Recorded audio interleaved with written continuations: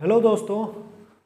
अभी तक parallel series circuit तो मैं कंप्लीट कर दिया कम्बिनेशन। अब पैरेलल का मैं एक बता चुका हूँ, कैपेसिटर इंडक्टर का। आज मैं पैरेलल को बता रहा हूँ आरसी पैरेलल सर्किट। ये क्या है दोस्तों? RC parallel circuit. अब इसको हम कैसे फेजर डायग्राम ड्रॉ करते हैं, उसका हम जो वेरियस ट्रायंगल है हम कैसे ड्रॉ करेंगे। सबसे पहले दोस्तों हम ये पैरेलल ले लिए हैं। हम किसी भी चीज़ का फेजर डायग्राम ड्रॉ करते हैं दोस्तों, सबसे पहले एक रेफरेंस पॉइंट लेते हैं। हम करंट के रेफरेंस में ड्रॉ करेंगे या कि करंट के। यहाँ पे दोस्तों चूँकि पैरेलल है, हर एक सर्किट एलिमेंट का कॉरस्पॉन्डेंस हमारा वोल्टेज है, तो रेफरेंस मेरा क्या होगा? वोल्टेज होगा। ओके, तो सबसे पहले इंडिविजुअली हम देखते हैं। ये करंट हो गया। रजिस्टर में क्या होगा? जो करंट होता है इन फेज होता है वोल्टेज का, वी आर यो वी हो गया।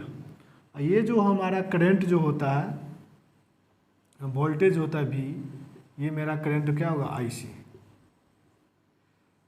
ये एंटी क्लॉकवाइज है तो लीड कर रहा है विथ रिस्पेक्ट टू वोल्टेज।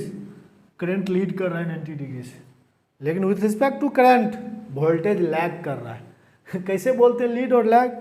जिसके रिस्पेक्ट में बात करो दोस्तों, यदि वो क्लॉकवाइज है तो लैग करेगा, यदि एंटी क्लॉकवाइज है तो लीड करेगा। तो देखो ये करंट एंटी क्लॉकवाइज है ना, तो विथ रिस्पेक्ट टू वोल्टेज कौन लीड कर रहा है? करंट 90 डिग्री से। लेकिन करंट लेंगे तो वो क्लॉकवाइज है, तो यानी कि किसके रिस्पेक्ट में? करंट के रिस्पेक्ट में कौन वोल्टेज लैग कर रहा है? कितना से? 90 डिग्री से। ये चीज़ ध्यान पढ़ने आना चाहिए दोस्तों। इतना बार मैं फेजर डायग्राम ड्रॉ कर दिया, अब तो कभी दिक्कत आना ही नहीं चाहिए। ओके दोस्तों, तो सबसे पहले हम क्या करते हैं दोस्तों? फेजर डायग्राम ड्रॉ करते हैं। ये मेरा V पर डिफरेंस लिया तो ये मेरा IR हो गया और ये मेरा IC हो गया। तो नेट करंट क्या होगा दोस्तों? ये I फ्लो हो गया। ये दोस्तों क्या होगा? देखो थीटा। इस करंट IR के रिस्पेक्ट में ये करंट क्या है दोस्तों? 90 थीटा एंगल से क्या है? Anti clockwise. तो लीडिंग नेचर आ गया। वैसे भी कैपेसिटर सीरीज में पढ़े थे, लीडिंग नेचर आएगा, पावर फैक्टर आएगा भी। यहाँ भी लीडिंग नेचर नहीं, लीडिंग नेचर पावर फैक्टर हमारा। अब दोस्तों इसको सबसे पहले हम by KVL KCL Kirchhoff's current law, किसी भी जंक्शन ए पे नेट इनकमिंग करंट होगा, नेट आउटगोइंग करंट को होगा। तो नेट इनकमिंग करंट आई है, आउटगोइंग करंट क्या? IC और IR। लेकिन हम एल्जेब्रिक सम नहीं करेंगे, यहाँ पे साइन के साथ मतलब डायरेक्शन के साथ लिखना है। ओके, क्योंकि ये AC सर्किट है। तो बाई KCL हमारा I जो होगा is equal to IR 0 degree plus IC plus 90 degree. Plus 90 degree क्यों? क्योंकि ये एंटी क्लॉकवाइज लीड कर रहा है। ओके दोस्तों, सबसे पहले एक टर्मोलॉजी कुछ इसमें भी मैं बताता हूँ फिर से, क्योंकि मैं RL जब पैरेलल बताया वहाँ भी बताया, अभी भी मैं बता रहा हूँ ताकि बार बार आपको याद हो जाए। तो पहला हम रजिस्टर के रिस्पेक्ट में, तो G इजिकल टू क्या होता है? 1/R होता है। हमारा G क्या है दोस्तों? कंडक्टेंस। इसका यूनिट क्या? महो होता है। ओम को उल्टा होता है। R क्या? रेसिस्टेंस। इसका ओम होता है। दूसरा होता है दोस्तों, हम एक चीज़ और जाते हैं, एक होता है XC क्या होता है? Capacitive reactance. इसका यूनिट ओम होता है, लेकिन इसका जो उल्टा होगा BC इजिकल टू 1/XC। तो ये क्या हो दोस्तों? BC का नोमेनक्लेचर क्या होगा दोस्तों? Capacitive susceptance. वहाँ पर कैपेसिटिव इंडक्टिव ससेप्टेंस था, BL का था इंडक्टिव ससेप्टेंस। ये क्या है? कैपेसिटर है तो कैपेसिटिव ससेप्टेंस।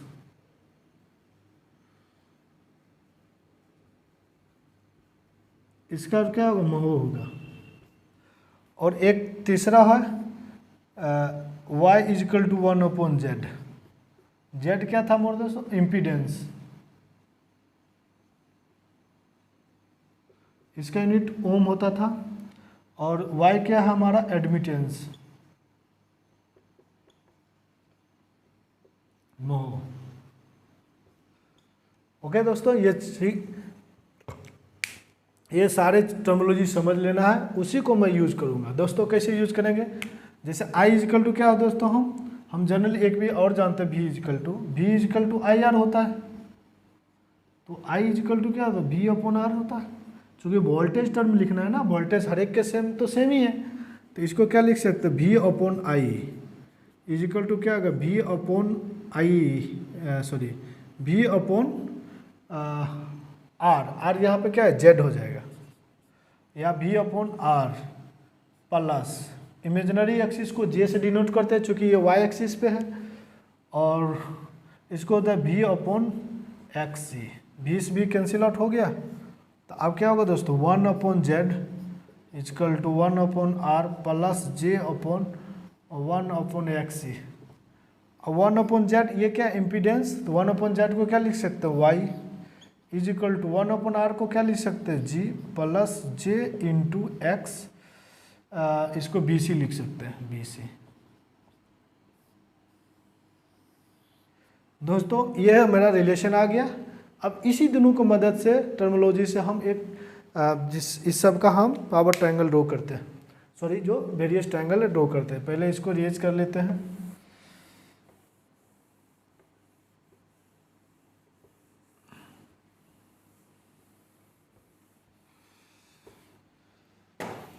अब इसका भी मैं लिख लेता हूँ यहाँ पे, y is equal to G plus j into B सी।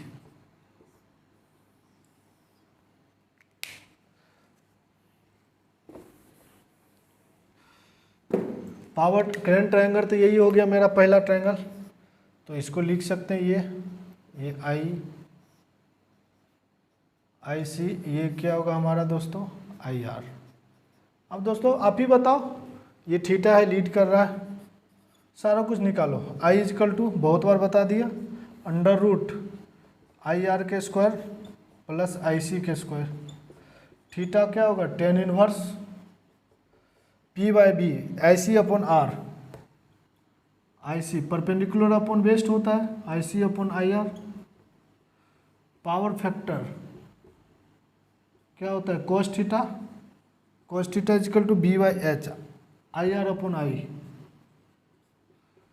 देखो निकल रहा है दोस्तों। उसके बाद क्या हो दोस्तों, ये भी यही हो जाएगा, हम भी से डिवाइड कर देंगे इसको, भी इजकल टू क्या, I equal to V Y upon R Z, तो यही ट्रायंगल होगा हमारा दोस्तों।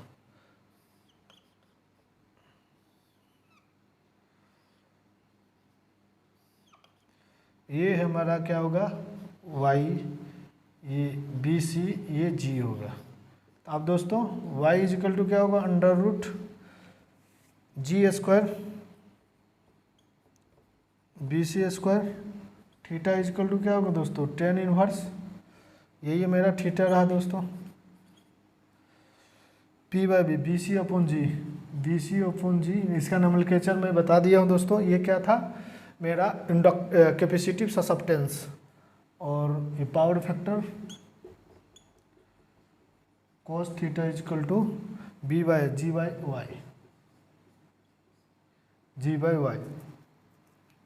तो ये हो गया। अब हमारा एक पावर ट्रायंगल होता है दोस्तों, इसमें वी स्क्वायर से मल्टीप्लाई कर देंगे, क्योंकि ये पावर इजकल टू क्या होता है दोस्तों, v इंटू आई, और v इजकल टू क्या होगा, आई अपॉन आर। तो पावर इजकल टू क्या होगा, I R square upon R. तो पावर इजकल टू क्या, 1 अपॉन आर को जी लिख सकते, जी अपॉन आई स्क्वायर, क्योंकि हर एक का कॉरस्पॉन्डेंस हमारा यही हो जाएगा, v इंटू आई, सॉरी ये उल्टा हो गया, v पावर इजकल टू क्या दोस्तों, v इंटू आई। हम जानते हैं v इजकल टू एक आई आर होता है दोस्तों, तो i इजकल टू क्या होगा, v अपॉन आर। तो ये पावर इजकल टू क्या होगा, i equal to v upon R, v square upon R होगा, और 1 आर का क्या लिख सकते हैं, जी इंटू वी स्क्वायर। अब दोस्तों देखो जी है, इसी में वी स्क्वायर से सब मल्टीप्लाई कर देंगे, चूँकि वोल्टेज सबके अक्रॉस सेम ही है, तो क्या फर्क पड़ेगा आपको, पावर भी यही हो जाएगा दोस्तों। ये हमारा क्या होगा P, ये QC हो जाएगा, ये हमारा S हो जाएगा। QC क्या होगा, V स्क्वायर अपॉन BC, या इसी को ये भी लिख सकते हैं V square upon XC। Okay. X equal to 1 फिर पावर इजिकल टू क्या होगा दोस्तों, इसको V square into G, sorry ये एस है हमारा, ये मेरा पी क्या होगा वी स्क्वायर इंटू जी या वी स्क्वायर अपॉन आर। ये क्या होगा दोस्तों वी स्क्वायर इंटू वाई या V square upon Z impedance, कुछ भी आप सारा मैग्नीट्यूड निकालो। एस इजिकल टू क्या होगा under root T square plus Q C square, theta हो जाएगा, ये मेरा थीटा रहा दोस्तों, P by B Q C upon